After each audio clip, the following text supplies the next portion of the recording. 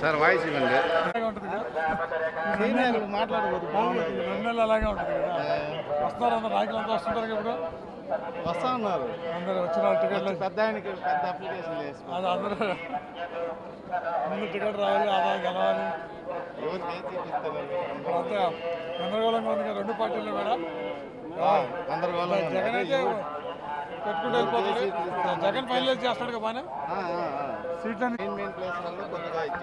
టీడీపీలో కొత్తులు గిత్తులు అవ్వాలి కదా. అది వాయిస్